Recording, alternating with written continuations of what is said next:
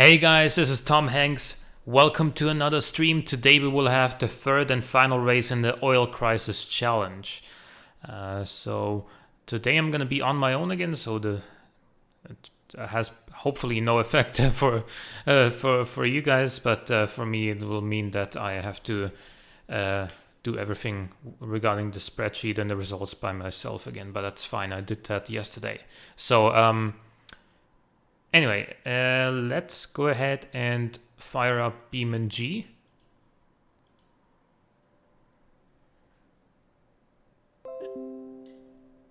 Okay.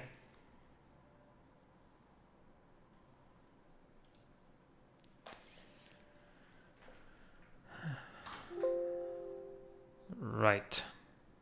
So now that we're full screen, the third and final race today will be on the automation handling course. We'll do one lap, and we will run these cars in the reverse order of the current overall standings. So the last place as of right now is the Falcon Coupe 2. But before we get started, I'm gonna run the disqualified car and my own my own car again, just as a bit of a warm up, and because I want to ask something to you guys as like while we're here.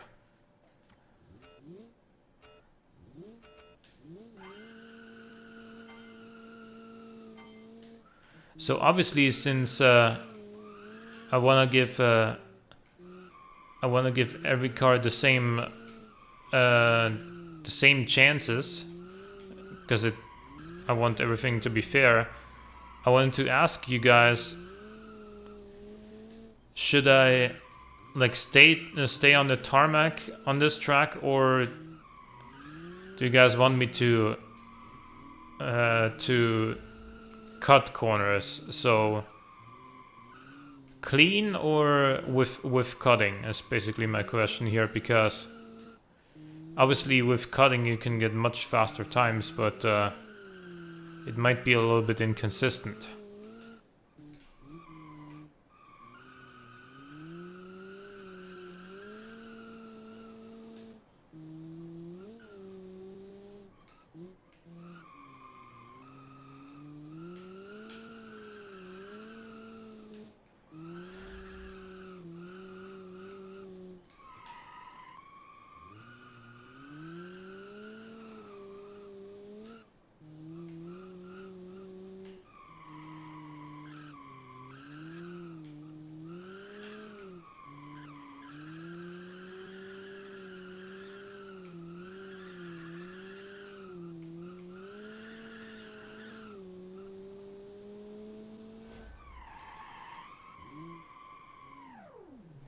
So let me show you what I mean. I'm gonna do a clean lap with my own car first, and then I'm gonna take the same car and do a lap with cutting, just to show you the difference. Because I know that you know, a lot of guys were posting like the lap times ahead of the, like, while the submissions were still going on for the challenge, and you know, I was almost worried with how slow my car seemed in comparison, and I was like, but then they also said, yeah, they were doing cutting, whereas I always treated this as a track where you just stay on the pavement.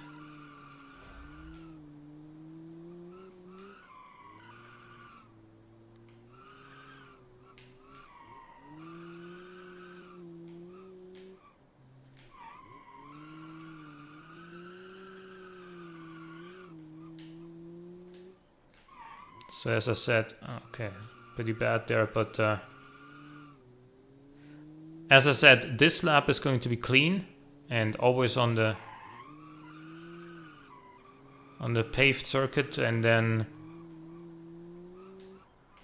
the next lap I'm gonna cut.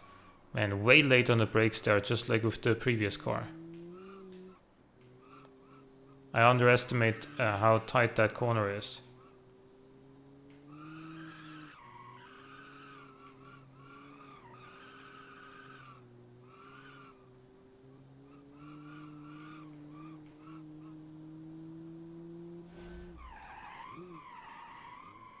Okay, so that was a clean lap, although with a pretty severe mistake on that one hairpin.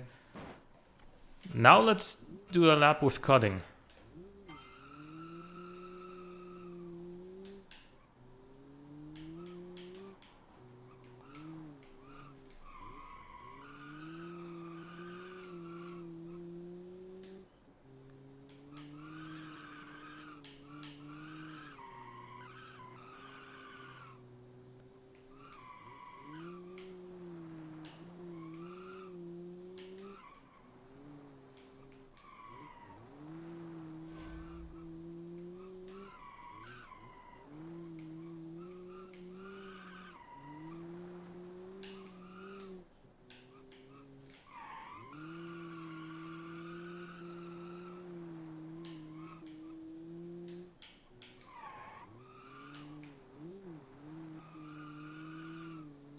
There especially is where you save quite a bit of time.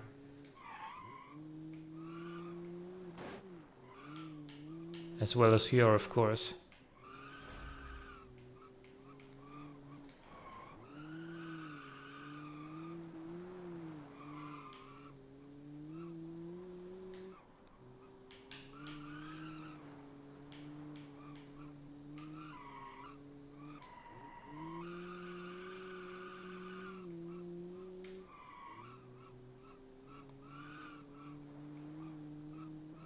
$128, 129.1. So yeah, that's the difference between cutting and no cutting.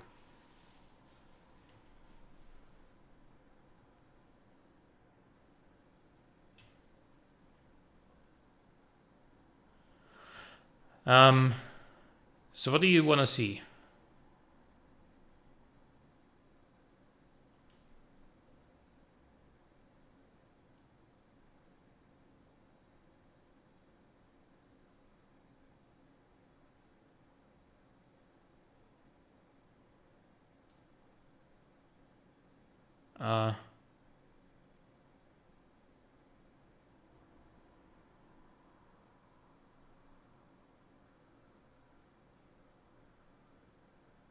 Right.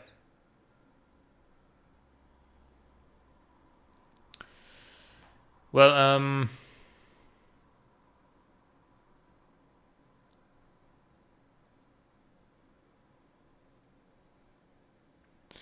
right, no response is effectively going to leave the decision up to me. So I'm gonna say no cutting to make it more fair for everyone. And so let's start with the first competitor. Again, we're running these cars in reverse order of the current overall standings, which means last place goes first. And that was the Falcon Coupe 2 by Lagores. It is currently sitting in last place because it didn't score in Eco or in either of the two races. And it only got a 3 out of 10 for styling. Okay, so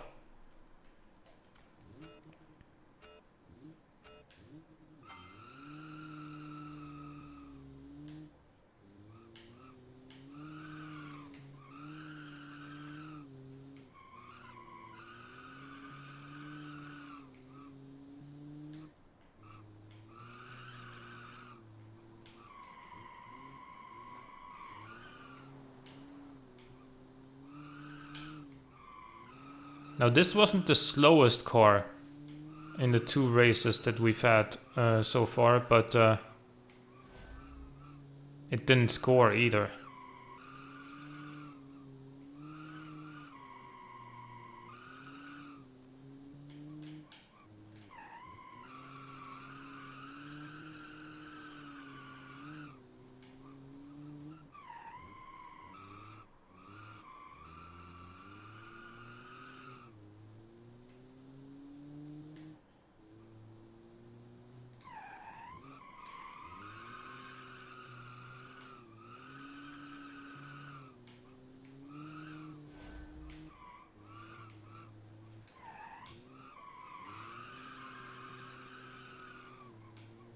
All right.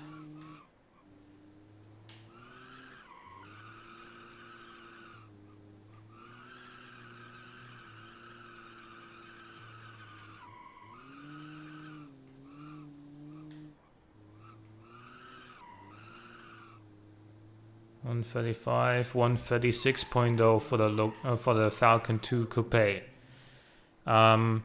Yeah. Let's see. Next up is the Sinistra Traville XLC 1600 by Madrias, and this came second to last in the first race and last in the second race. So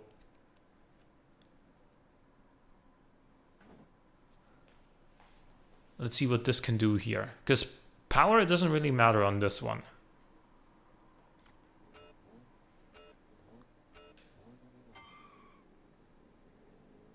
Unless you can't launch.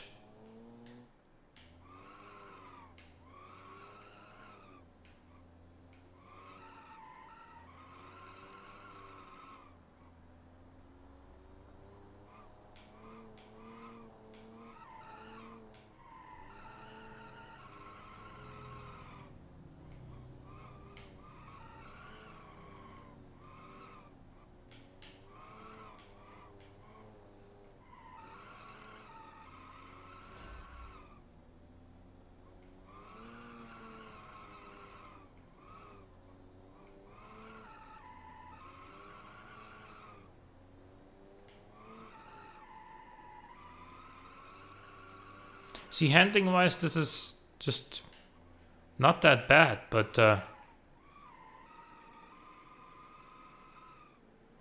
mean, would be better with a diff, but honestly, even with the open diff. Well, okay, we got quite a bit of understeer there. But up until that point,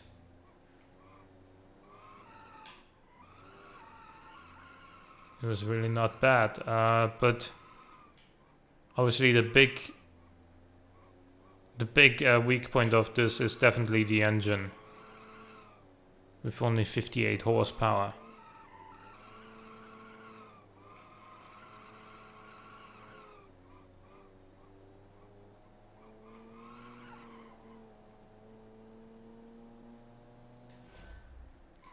$145.8. Taking last place for now, but we have quite a few more cars to go. Next is the 1979 Bazard Armada Surge by AeZAZ.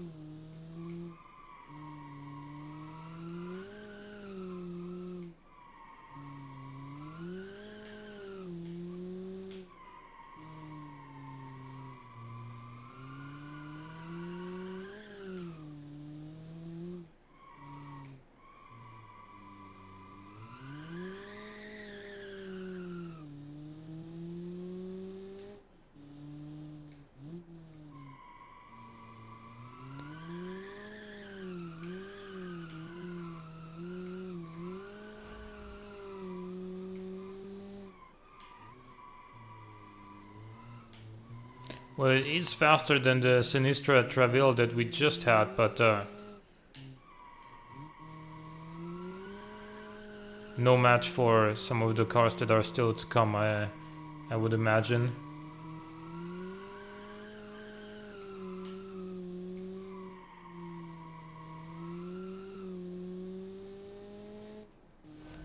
139.2.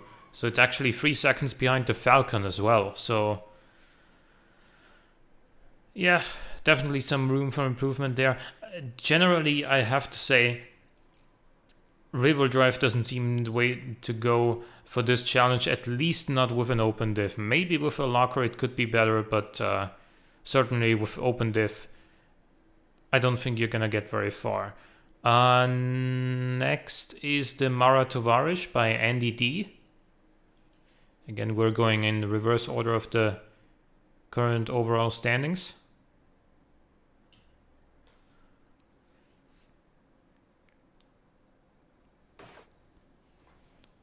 And the number plate fell off. Well, weight reduction.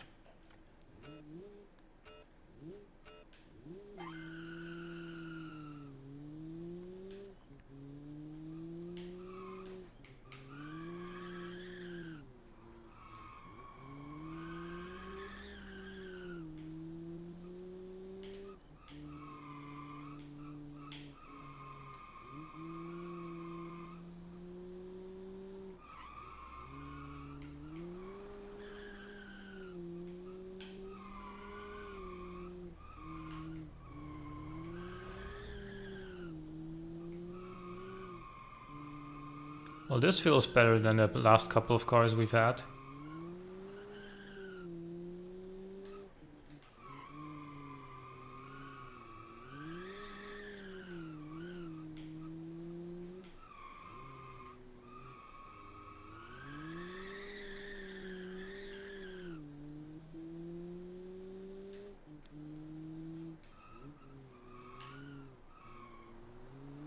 Okay, a little bit of a cut there, but nothing major.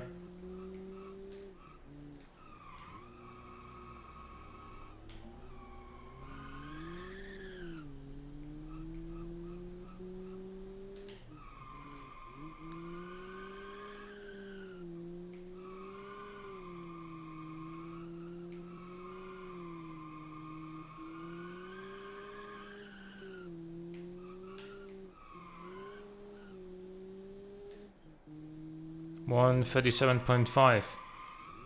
Still slightly behind the Falcon, or well, 1.5 seconds behind the Falcon, but well, better than the other cars so far.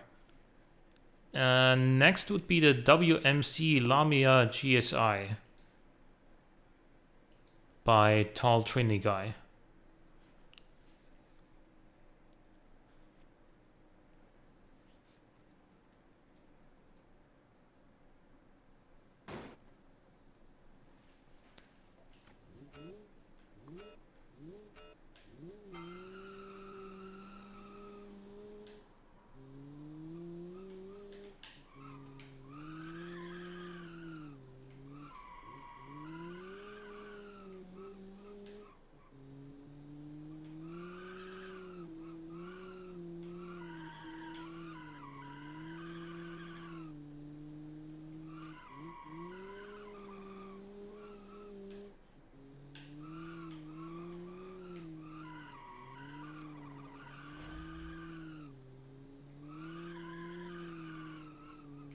Again, not too bad in terms of the handling.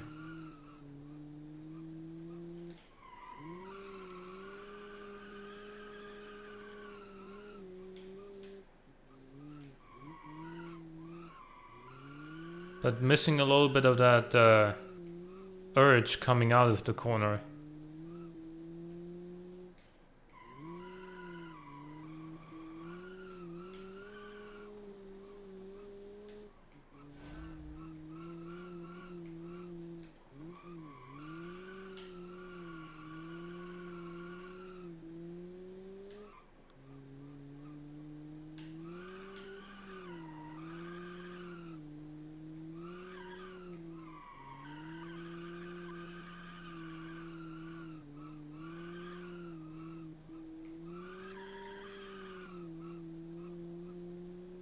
One 35.2.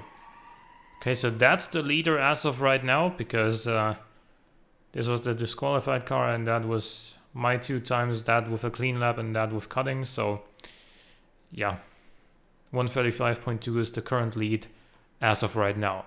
Next would be the Delta Draco by MK Mailer. And we'll see how that does. I think that's also front-wheel drive without a diff, but last time I said it doesn't really feel like it needs a diff. So let's see how it does here.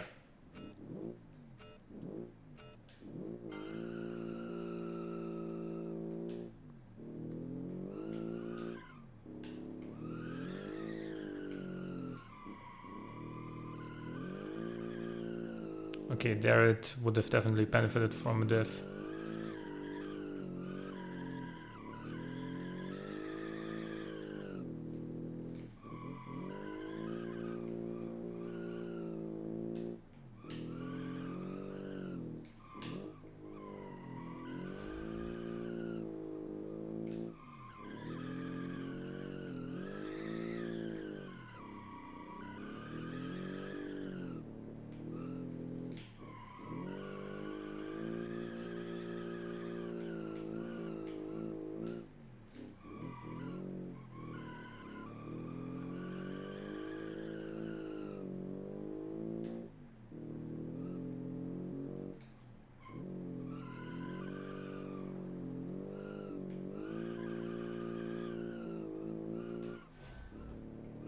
That's a reasonable split time there.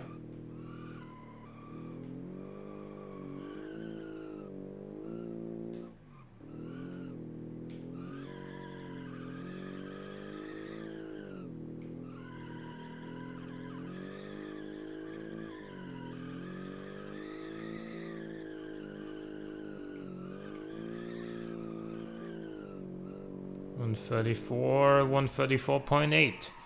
Okay, so that's the new leader. Ahead of the WMC Lamia. Okay. We're slowly but surely getting up there in terms of the times. Next is the Catan TurboBeta. Right here.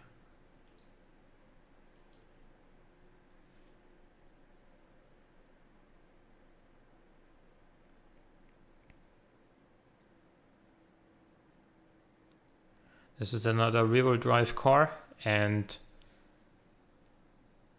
hello. Sorry, I don't know what your name says because I can't read it.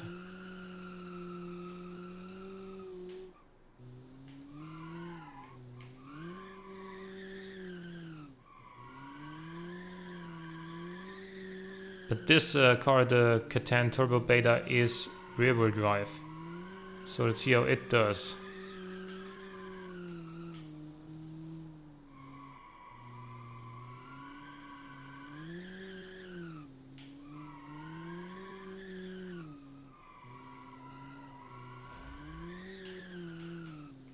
It doesn't feel all that good. It would definitely benefit from a locker.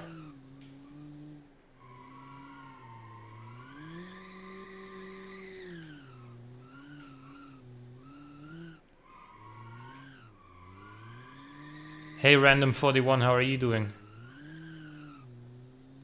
Nikita Sapran, 2008, okay. I'll try to remember that.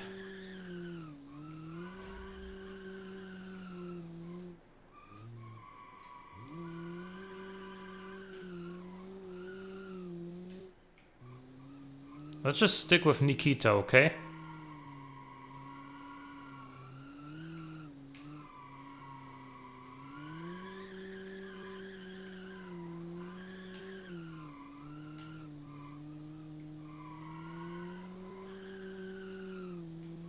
One 138.8. Right, so again, today I'm running the cars in reverse order of the current overall standings. So this was the Catan TurboBeta, and next up is the Cambridge Mite. There we are.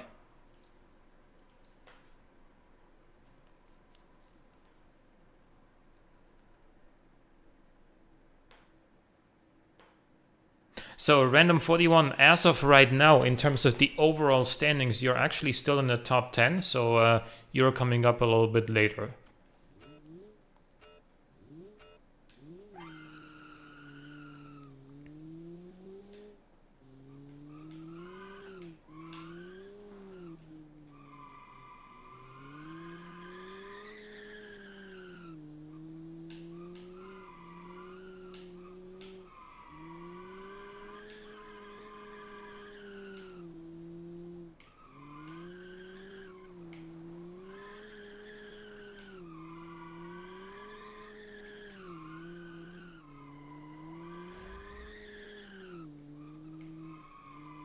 This car definitely needs a diff.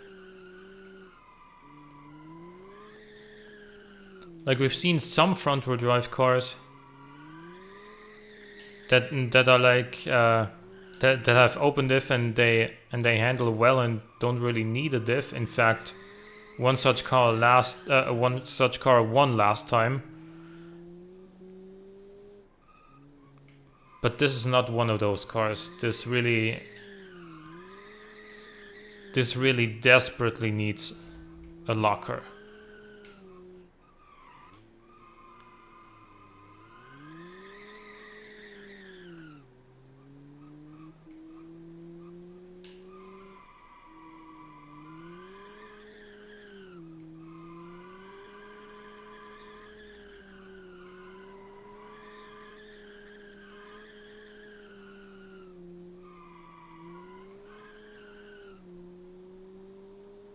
$137.7 for the Cambridge Mite. All right.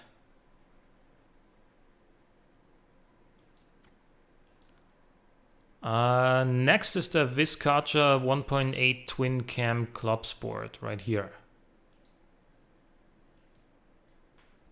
That one was sent in by ABG7.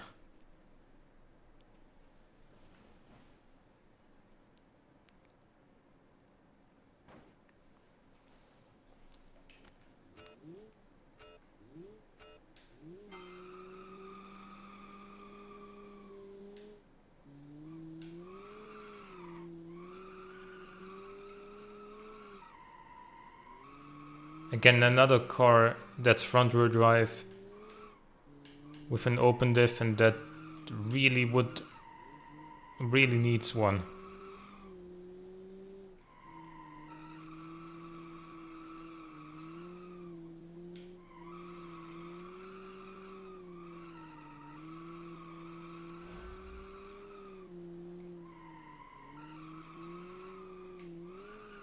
When's the next challenge? Well, the announcement video will be posted next Sunday. I need some time in between to actually make the video because I still need to record some footage and you know, edit it and stuff like that. And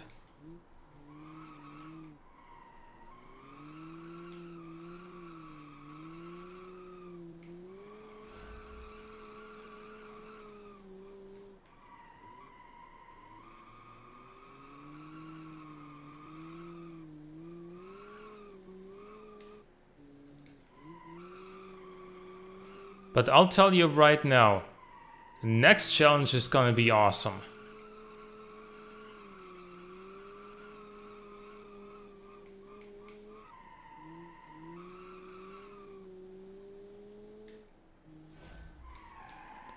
Yep, October 10th is gonna be the publishing time of the next challenge. 140.3 for the Viscacha. Yeah, not the strongest showing. Even compared to the cars that we've had so far, it hasn't been that good, but it'll probably beat this that comes up next. The OCC Lardbucket V12. Again, no insult or personal offense, it's a joke in reference to an old Top Gear episode that I showed last time. Anyway.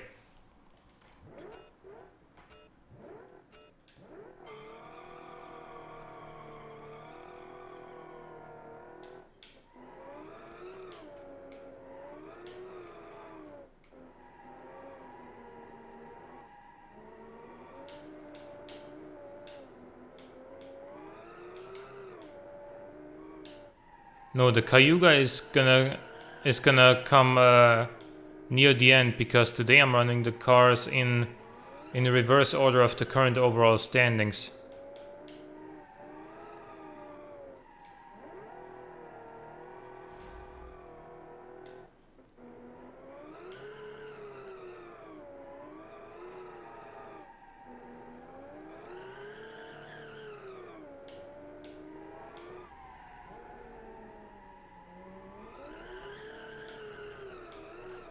Jesus Christ, the understeer.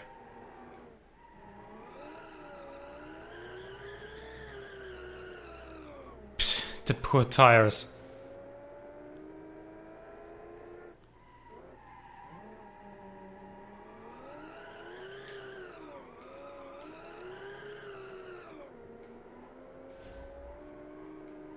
So this or the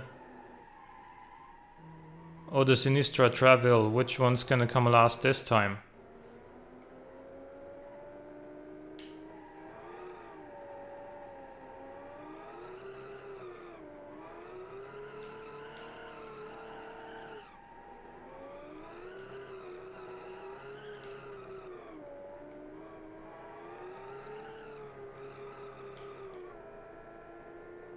$147.4, is that last place?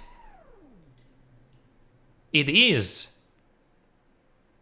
So the 58 horsepower 3-cylinder was faster than the 3-liter V12. All right.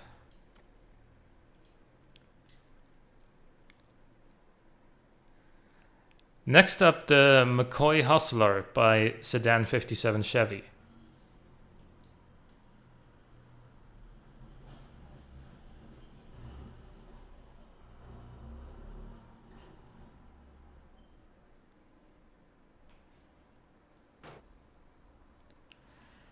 Even my best lap in the Cayuga was a 137, and even that wasn't very good.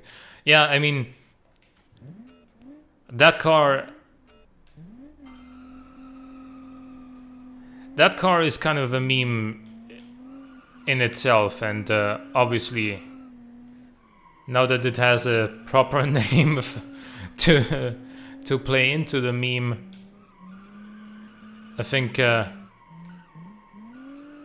no one would expect that car to be a top performer anyway.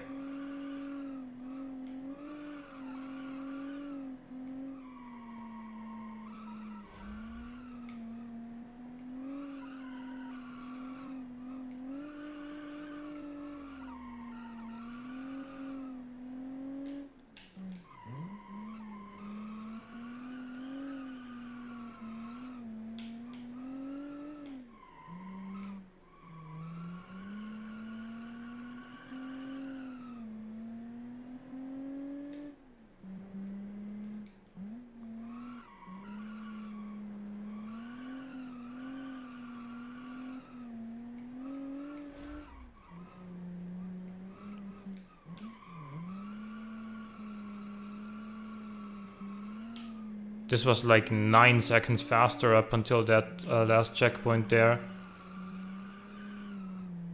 compared to the Lardbucket. So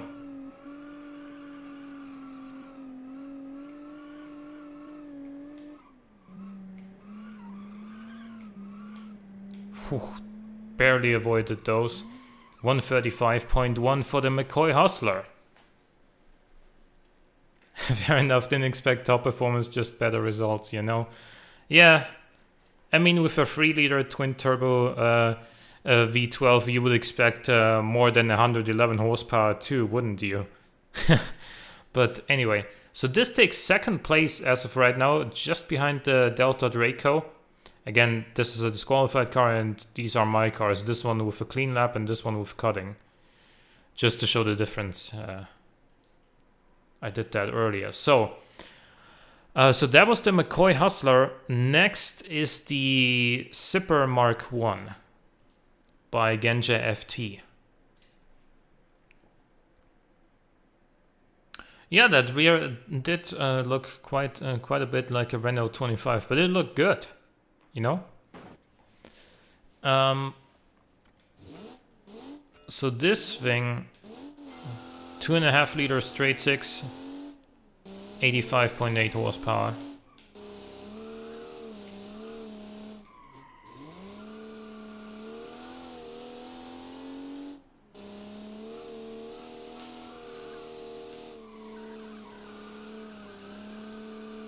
Sub 120 for the top cars. Definitely not. Sub 130, maybe. But sub 120, definitely not.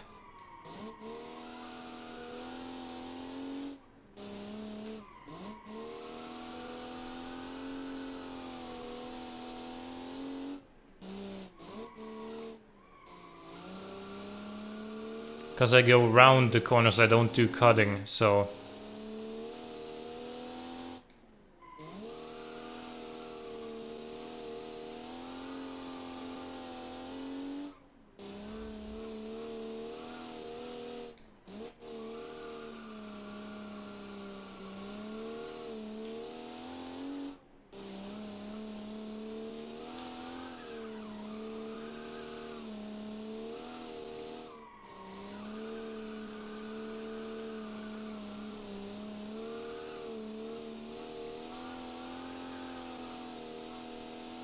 One 133.5. We have a new leader, guys. The Zipper Mark 1.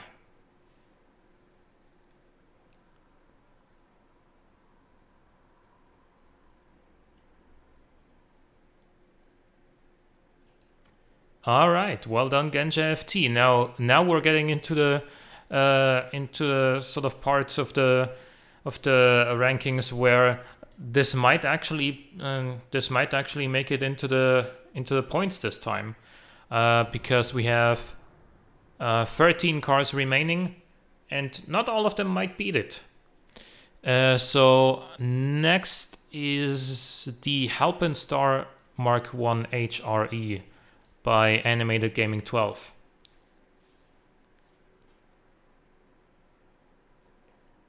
Bye, Nikita. Oh, and welcome, Genja. How are you doing today?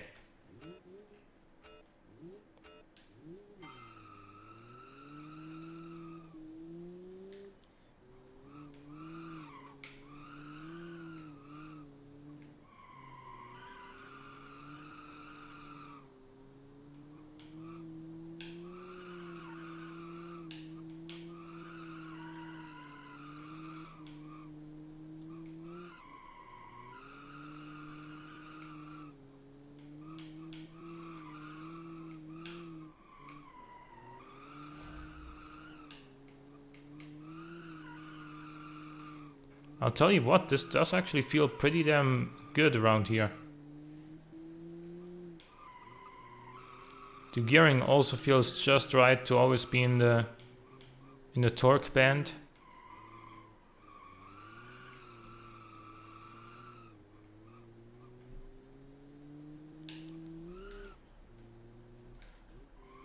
I'm doing good, thanks. Oh.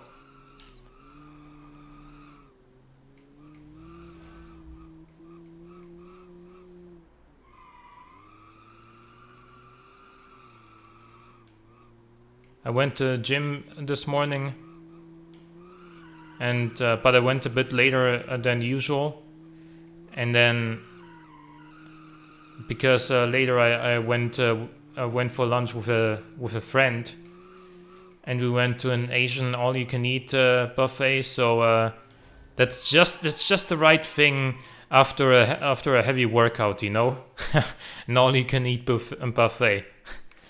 So anyway, the Halpin Star did a 133.7, second place so far behind the Zipper. Good effort. Let's see if it's good enough for points this time. Next is the GSI Sanguine TI.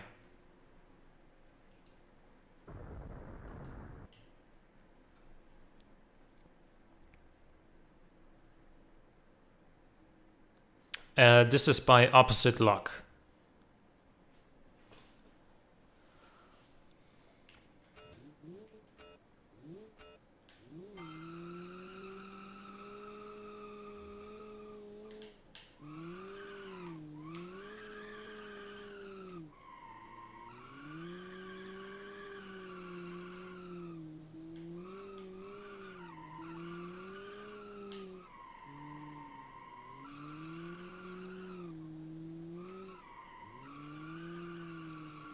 Now on this one, I'm pretty sure I said last time that it doesn't feel like it needs a diff, but that was on Hirachi, which is an entirely different circuit from this one. And on these tighter corners, it does feel like this would definitely benefit from a diff. It's not bad, we've had worse, but...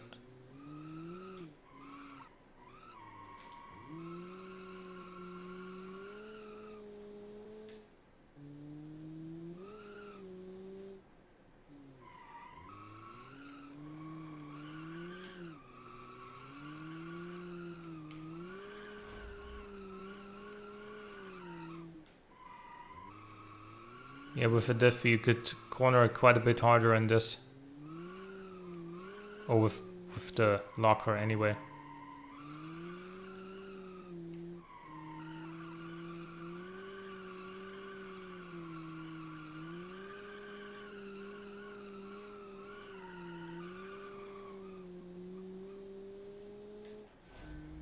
$135.0.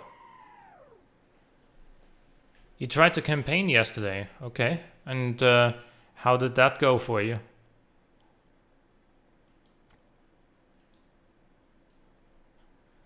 Let's see, that was the GSI Sanguine. Next is the Longley Panama ST6 by Impressive 555, aka Wang Master 420.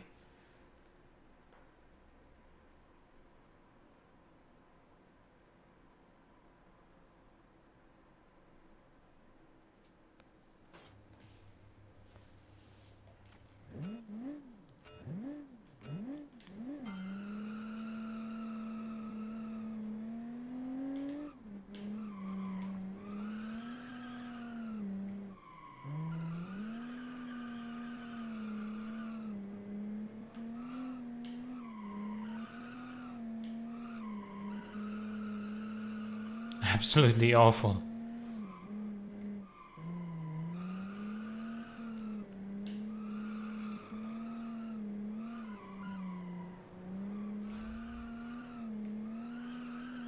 I mean, the thing about the campaign is that you really gotta play the algorithms of the markets, because otherwise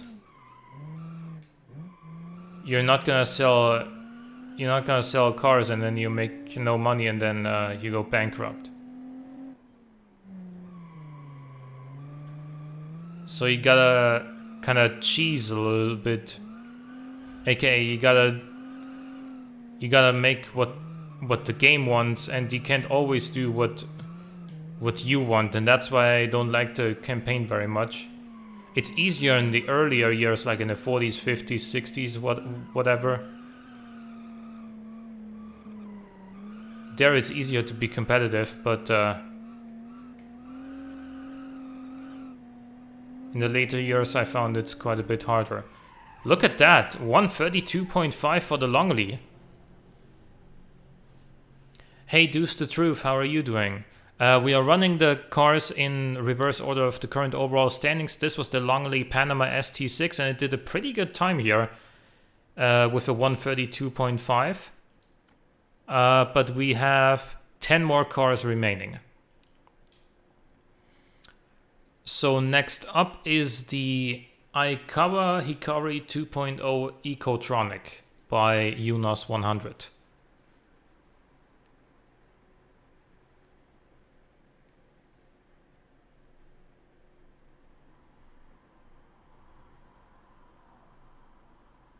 Yours is next, actually. Random 41. Yours is next after this one.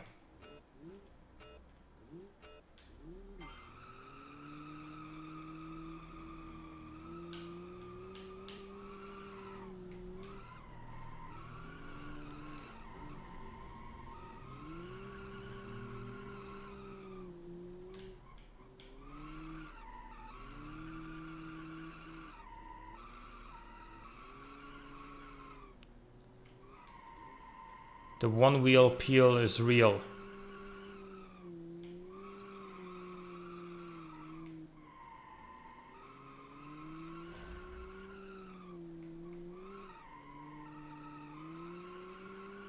And so is the understeer.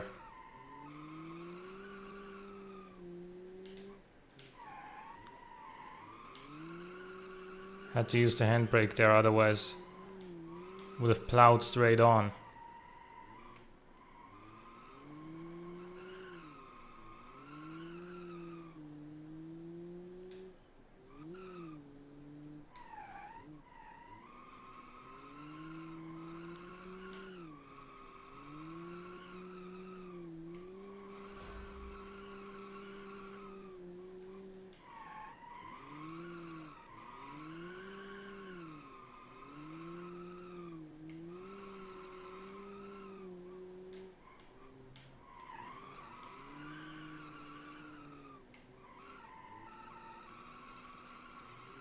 You see me using the handbrake quite a bit with this one. Come on, bring it in. There we go. 143, 144.2. Just ahead of the 58 horsepower 3-cylinder, the Sinistra Traville. Making a good car was not a problem. The problem was annoying things like not being able to set prices after you set up everything. So to change the prices, you have to go through the entire process. Oh yeah.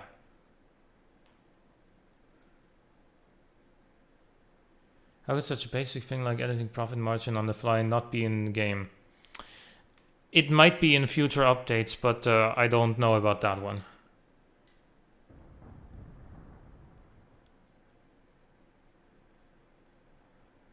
Yep, indeed, yours now, Random41, the aZAZ 1220 EcoSport. This was in 9th place overall after the first 2 races, sitting at 15 points.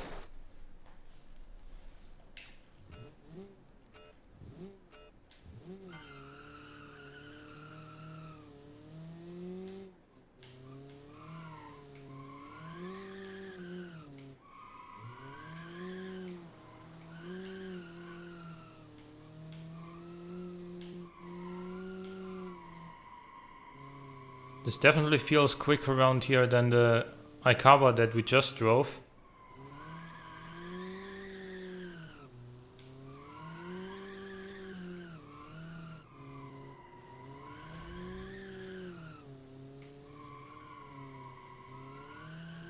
Not expecting top tier performance though.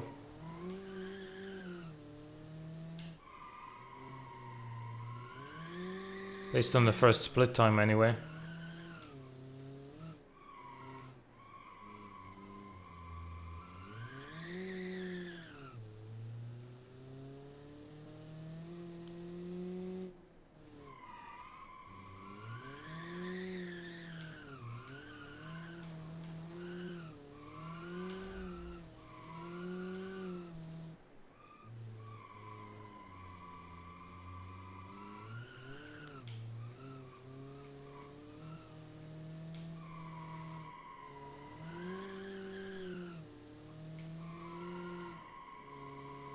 Definitely much better than the previous car though.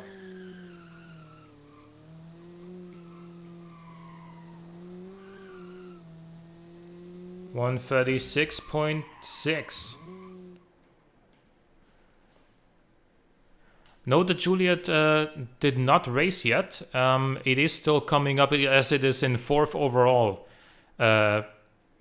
before the final race. Next is the Braverman ES130, which is here. And that's the car from Harmless.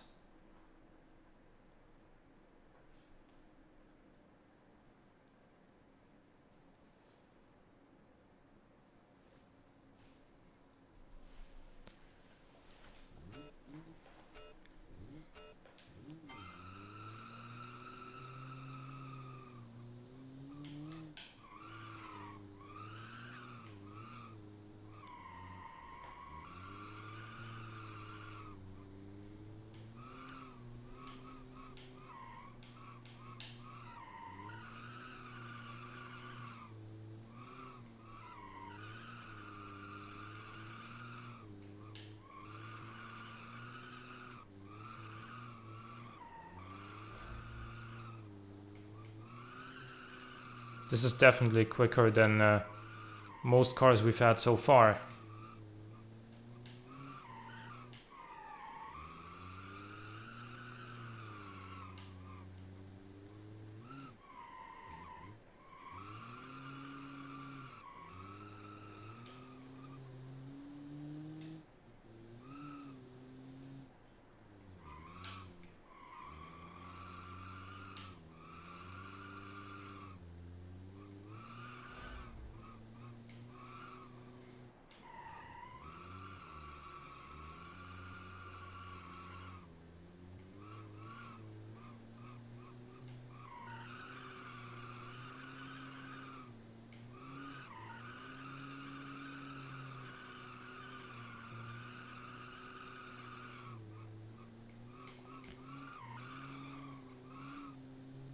And the 133.3, that's a very solid time. That's actually second place right now, behind the Longley.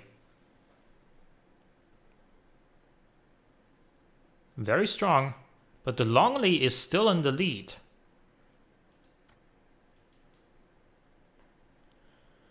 Next one, this was the Braverman. So next up is the TMC Cayuga 2.3 Sprint. So now things are really heating up, as this was in 7th place overall before this race.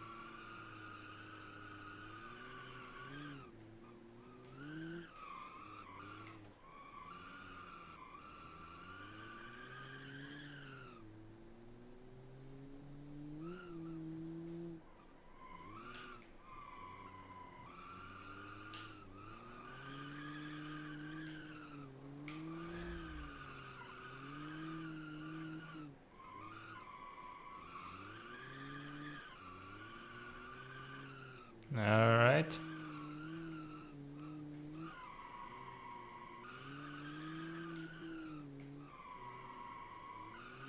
Final corner, although it is an endless one.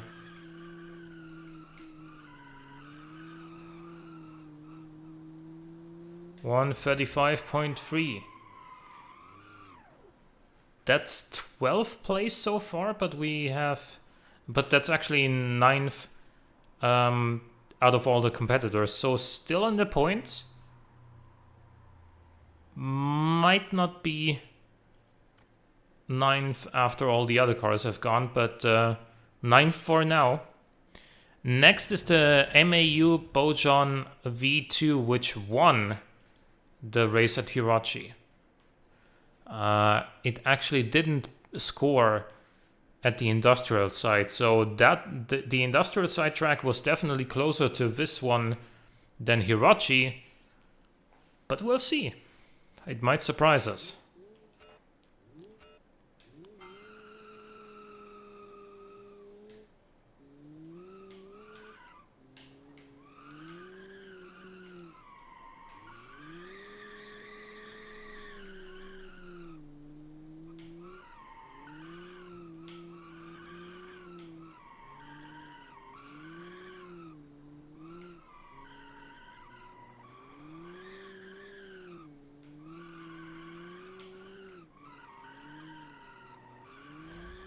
It's definitely not a bad first split. In fact, one of the best.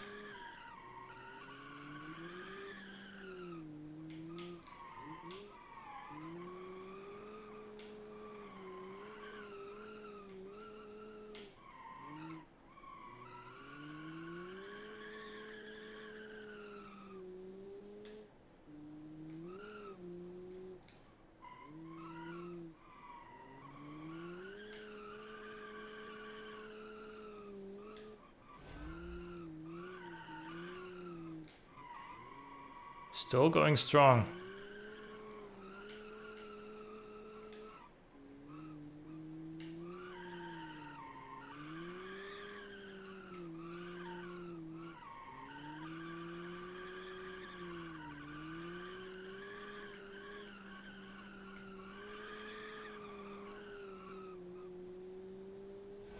$132.1, is that the lead?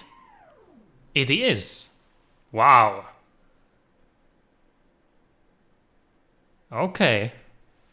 Well, surprisingly, the MAU Bojon V2 did also take the lead on this one. I was not expecting that because it didn't score on the industrial side, but now it's leading here. Very well done to Lennox V10, and if this wins here, that would put it at 29 points overall. Still can't win overall because, you know, the Armor and the Economo have 31 and 30 points respectively. But this could still come third, depending on how the other cars do. Next is the Bakerfield Acre VS by Tez. And this thing has one of the most aggressive turn-ins out of any car in the field. So that might be pretty good here.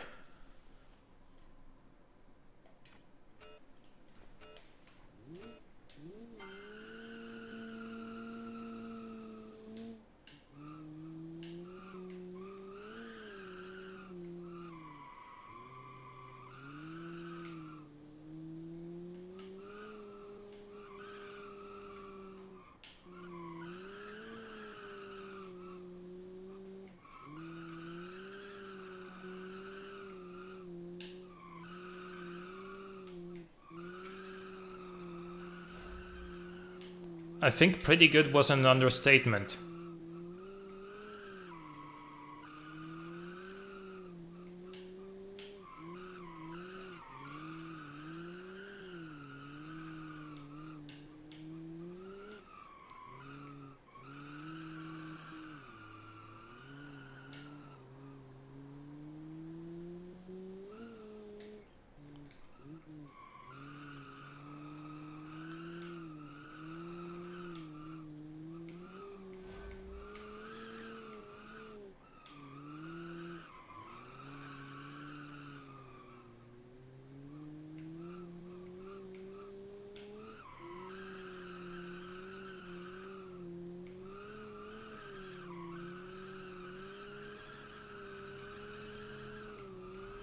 This just grips and grips and grips. That's a 129.6. No cutting. Wow. That's crazy. That'll take quite some effort to beat. I'm gonna be honest here. Honestly, I don't know if that's beatable by any of the remaining cars, but wow, that is an amazing time by the Bakerfield.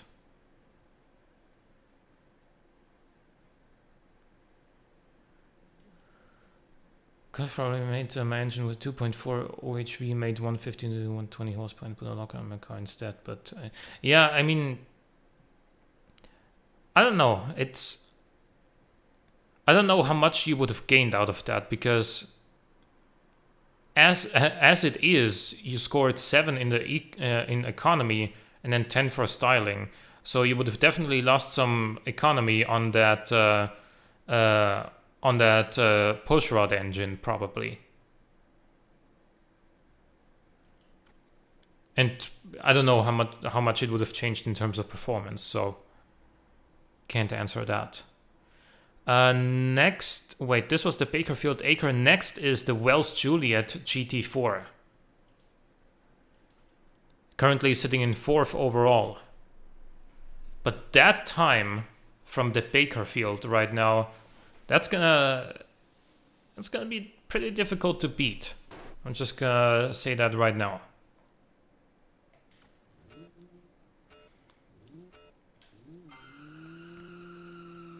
Then again, this won on the industrial side, so...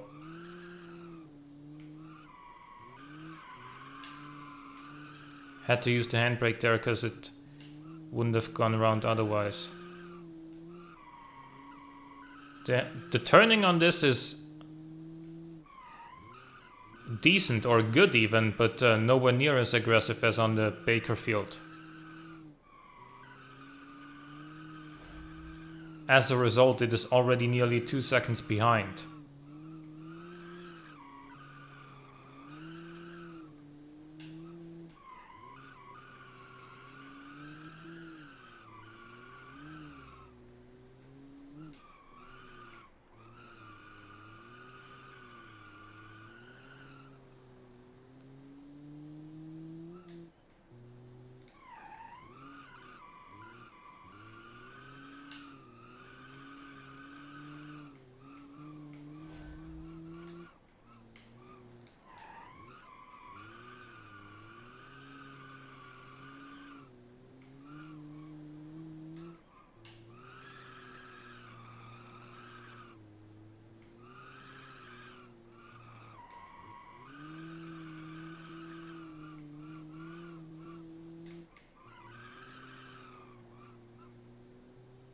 And a 1:32.4. That's still a very respectable time.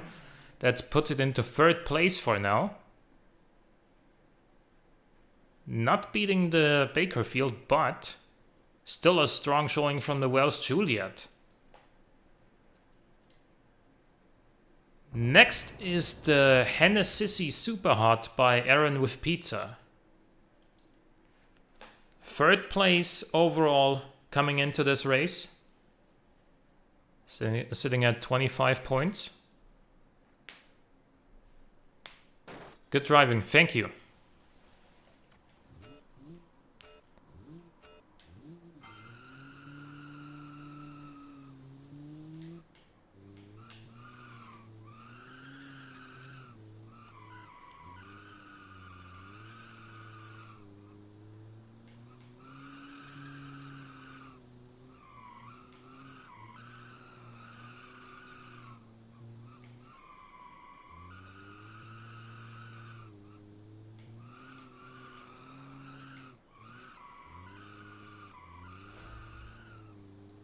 I'll tell you what though, this is pretty damn strong here as well.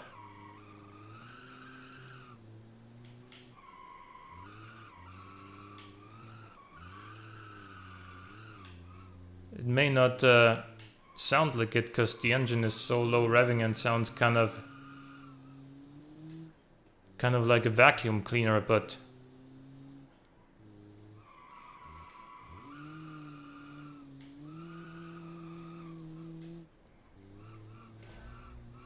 it is quick.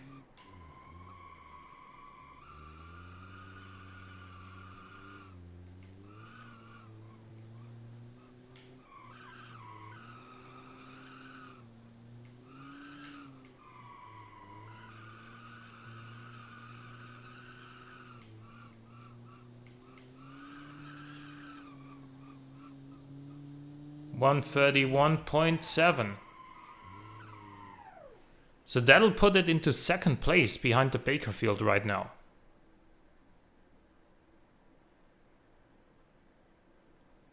Very, very good performance from the Hennessissy Supahot once again, but behind the Bakerfield.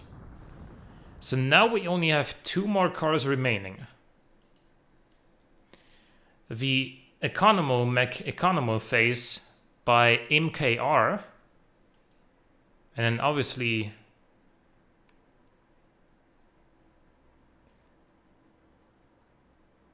I mean, it has to be good if it sounds like a Porsche 911 vacuum cleaner. I know what you're referencing here. You're referencing the Porsche Turbo S and what Matt from CarWow always says about it when they do a drag race. So they always say it sounds like a vacuum cleaner, and then it annihilates everything on the quarter mile, well, except tuned cars, obviously. So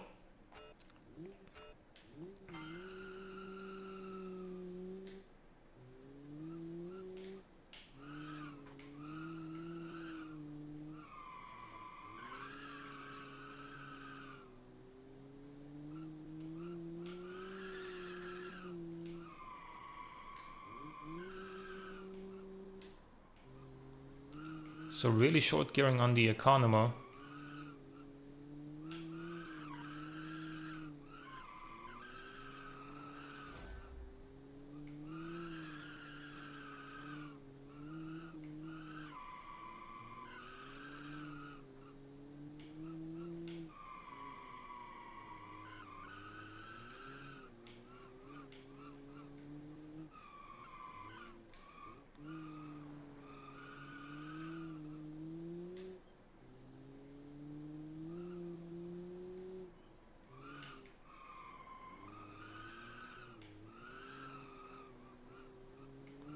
One 104.4.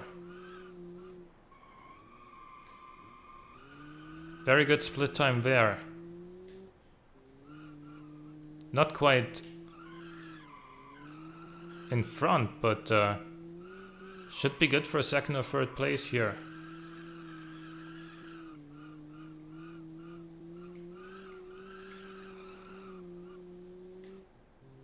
$131.1. So that is gonna take second place away from Aaron with pizza.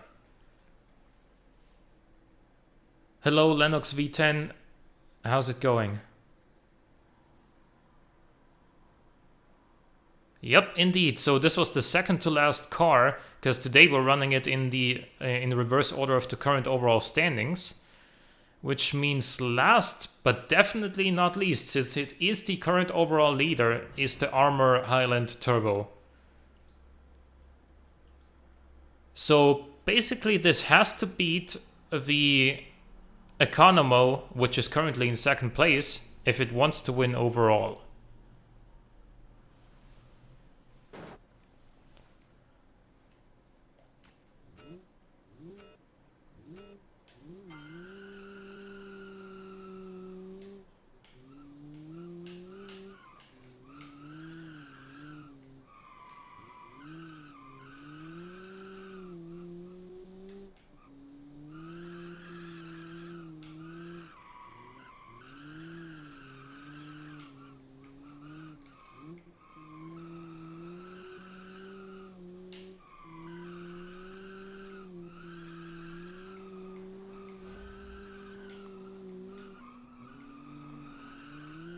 And tell you what, that's looking good too.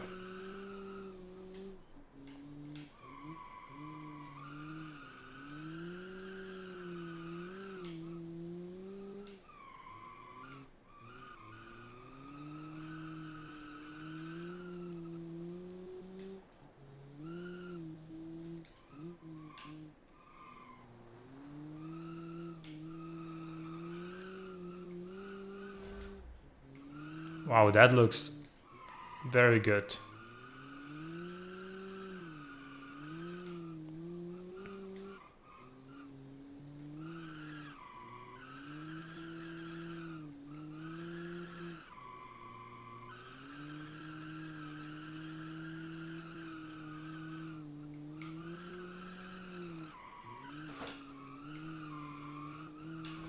Doesn't matter. 129.9. Wow. Okay, so the Armor Highland Turbo came second place again in the third and final race, just behind the Bakerfield, but more importantly, it beat the Economo once again, so it wins overall. Wow. Very strong showing from Armor Motors in this one, taking 4 points for the economy, 9 for styling, and then 9 in every race by coming second in all 3 races.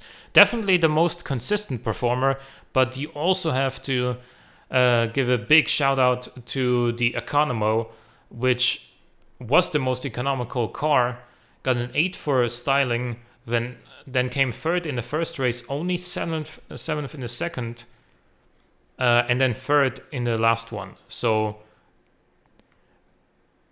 dropped a few points in the second race, but it was really strong otherwise. So let's quickly fill in the scores. So this one, actually the Bakerfield came first, so that gets 10 points. The Armor gets 9 points. The Economo gets 8. Then we have the Hennessissy getting 7. We have the MAU Bojon V2 coming next, getting 6 points.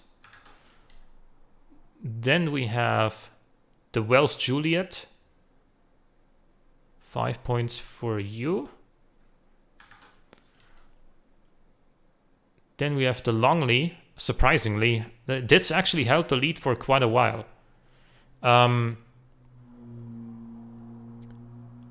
There it is. So this will get 4 points this time. Then we have the Braverman with 3 points.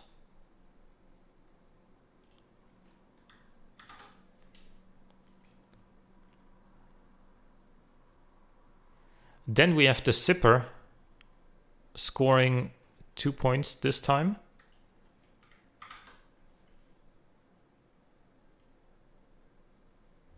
Then we have the Halpin Star getting the last available point.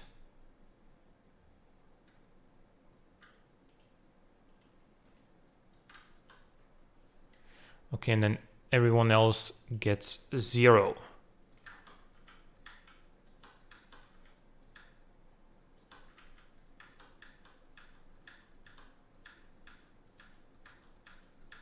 So, this means that overall, the winner of the Oil Crisis Challenge is Armor Motors with the Armor Highland Turbo. Second place is going to go to MKR with the Economo McEconomoface. And then third place is going to be a tie between Aaron with Pizza and Tez, both tying with 32 points for third place. And then fifth place would be the Wells Juliet with 27.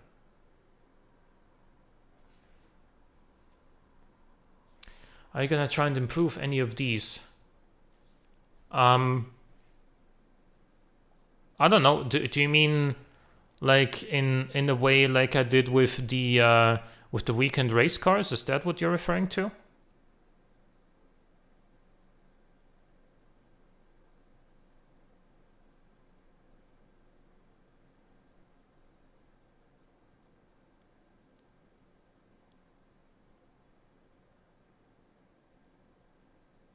I don't have any plans regarding that as of right now because I haven't even started making the video for the next challenge yet, and because I want the next challenge and I feel like it has a lot of potential to be one of my bigger and better ones.